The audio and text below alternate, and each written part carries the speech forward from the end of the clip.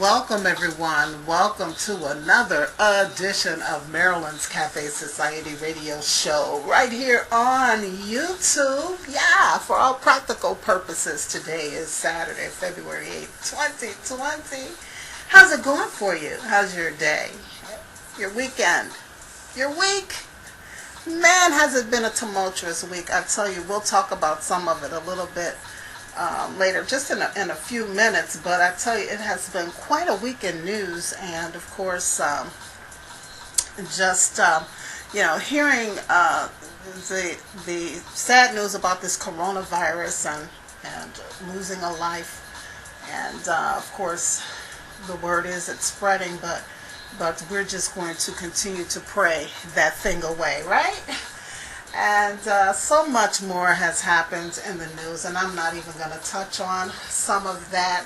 But I tell you, it does lead us into a very interesting on this day in history. Just FYI, my week has been very busy, even leading into the weekend, and so I'm getting this posted a bit late for those who are used to it being posted by Saturday evening, but nevertheless, we're here and the show is up and ready. So let's get into some on this day in history. Back in 1951, on this day in history, United States stock prices dramatically rose from a few cents to $2 per share. Now, the stocks most investors chose to invest in were radio, television, aircrafts, motors, rails, and motion pictures. Yeah, mainly the entertainment and transportation industries, which were booming back in those days, right? Also on this day in history, in Black history, in 1986, Oprah Winfrey became the first African-American woman to host a talk show that was nationally syndicated.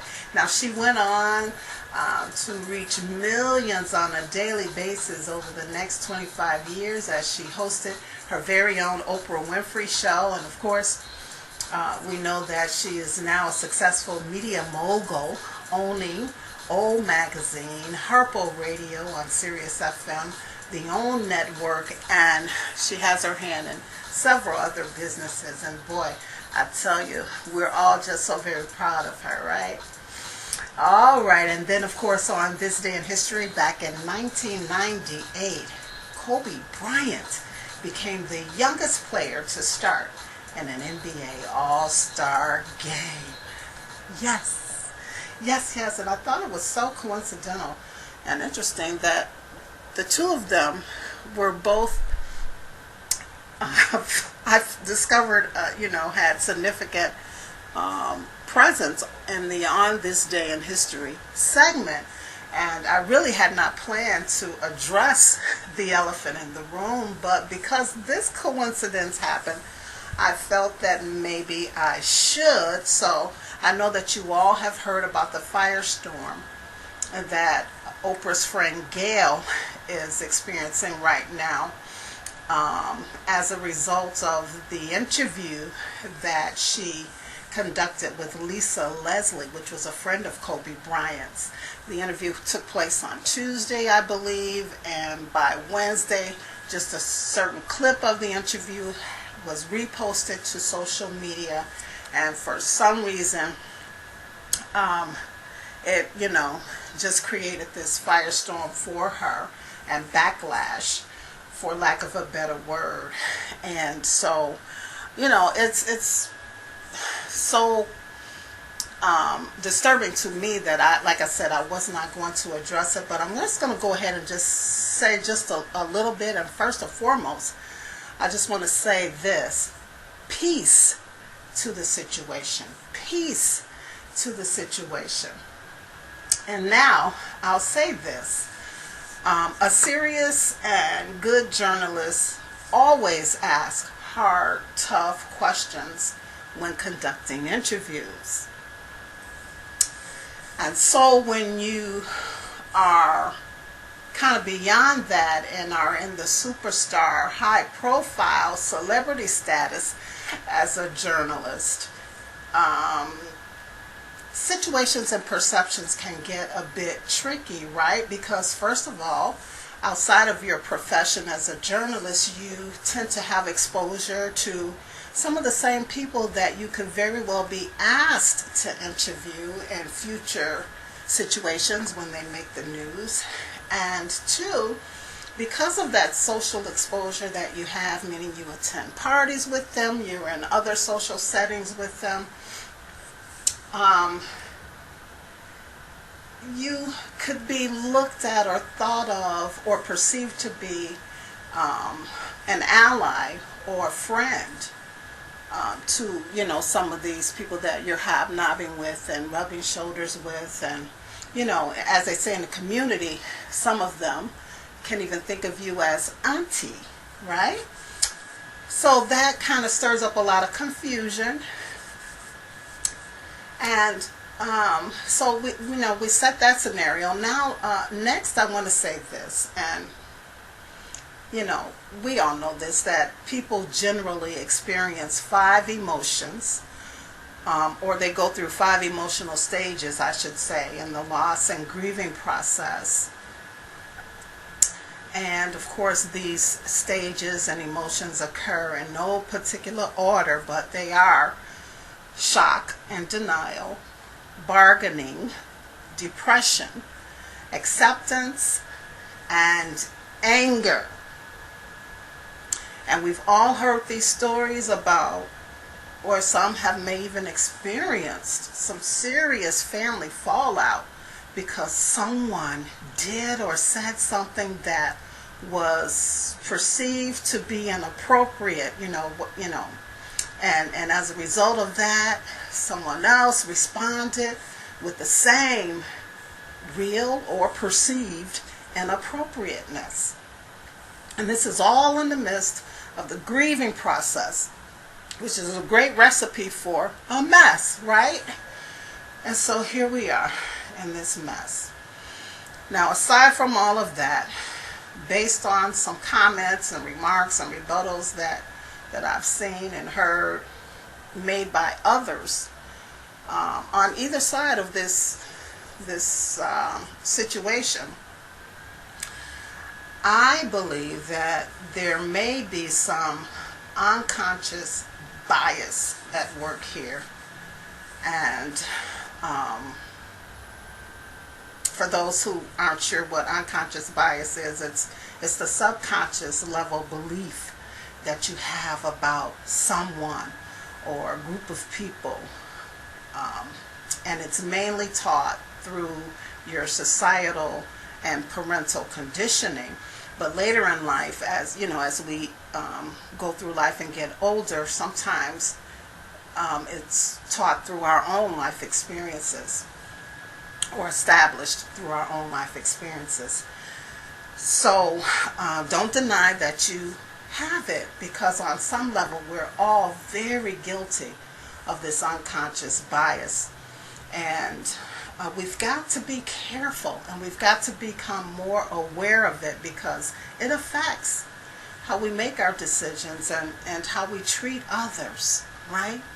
So that's all I have to say. I just want to put that out there, and lastly, just once again say peace to the situation. And let's just get into some cafe talk. It's completely unrelated. Well, sort of. The cafe talk on a lighter note is, what NBA All-Star team are you rooting for? The East or the West? You guys know how I feel about it, right? You've been with the show for a while, so you already know. Or do you? We'll make that a cafe talk question too. What NBA All-Star team do you believe I'm rooting for? I'm rooting for it. And you can, of course, chime in right here on YouTube, or you can go to find me on social media, Twitter at Marilyn's Cafe Soch, or Facebook, Marilyn's Cafe Society. Okay? All right, let's get into some news, business news. And since we're talking about the All-Star Game, let's keep it all about the NBA All-Star Game. And Chicago is hosting this year. And the last time they hosted, I believe, was in 1988. And of course, that's when the East defeated the West by, I don't know, maybe 5 points or so, and Michael Jordan was named MVP. And so here we are, fast forward to 2020, hosting again in the great city of Chicago. And of course, on a business note, the NBA All-Star typically generates more than $100 million in economic impact for the All-Star host city. So we're hoping that Chicago surpasses that. Now what this means is that the 2020 NBA All-Star Game will contribute to the elevation of the city of Chicago as being the place for basketball fans, as well as a premier sports destination in the United States. We're already, a great place to visit from folks all around the world, but this should really elevate us in terms of sports. So I did some digging and some research, and I found some interesting facts back, and this is just about the All-Star Game in general. In 2016, a record 27 million United States viewers tuned in to watch the NBA All-Star events, and a record 3.1 billion impressions and 453 million video views of All-Star content were generated across all NBA social platforms. Now, a year earlier in 2015, more than 166,000 fans attended the NBA All-Star events, which took place in the Big Apple in New York City. Now, some fun facts that you may not know about Chicago's rich basketball history include that basketball first came to Chicago in 1853, and the city has had a major influence on the game ever since. The Harlem Globetrotters were founded here in the city of Chicago back in 1926, and the team has played in over 115 countries for more than 120 million fans since then. And of course, since 1966, the Chicago Bulls have won 6 national championships. It's been a while since that happened, but yay for us. And also, Chicago has previously hosted the NBA All-Star Game, as I said, back in 1988, and then prior to that in 1973, and the East won both times. Here's another interesting fact. In 1998, the inaugural Big Ten men's basketball tournament tipped off at the United Center, and Chicago has hosted the tournament 10 times since then and will host again in 2021. Did you know that the phrase March Madness was first coined by the Illinois High School Association? Yeah. And let's see, one more interesting fact that I'll share with you, and that is that Chicago currently hosts the largest single venue basketball event in the world. It's the Nike Tournament of the Champions. And more than 750 teams and over 10,000 athletes have competed at McCormick Place in July 2018 and 19, and will return again this year, 2020. So just some fun facts about the NBA and the All-Star Game and just Chicago's rich sports history, especially when it comes to basketball. So this 69th annual NBA All-Star Game and week of events will once again be designed to make Chicago the basketball capital of the world. And it's going to feature the NBA Rising Stars Challenge and NBA All-Star Celebrity Game. It's also going to have the NBA All-Star Saturday Night Skills and Competition events, the NBA Fan Zone, and the NBA All-Star Game that will happen next Sunday. So again, for starting last week, I believe, the 2 weeks leading up to the actual event, it's just going to be a great time for Chicago business. Right in time for Chicago Theater Week. What else is happening in Chicago? I think it's Black Chicago Restaurant Week that's going on. and so much more. So I can't wait to find out what that final number is going to be in terms of the impact that this all-star game and week will have on the city of Chicago. All right, so let's take a look, segue right into the stock market report. At the close of the market on Friday, February 8th, 2020, the Dow was down roughly 277 points to 29,102.51 points. The NASDAQ also was down just under 52 points to 9,520.51. The S&P 500 was down also 18 points to 3,327.71 points. Stocks that are doing really well include Uber Technologies. They're up at $40.63 to $40.53, up $3.54. And AbbVie Inc. is up $5.11 to, what is that, $92.29. So good for them now. Stocks that did not do so well include Ford Motor Company. They're down 14 cents to $8.11 per share. I guess that's because of the management shakeup that they're having there. And Myriad Genetics is down $8.27 to $21.02. Gold is up $3.50 to $1,568.60 per ounce, and oil is down 63 cents to $50.32 per barrel.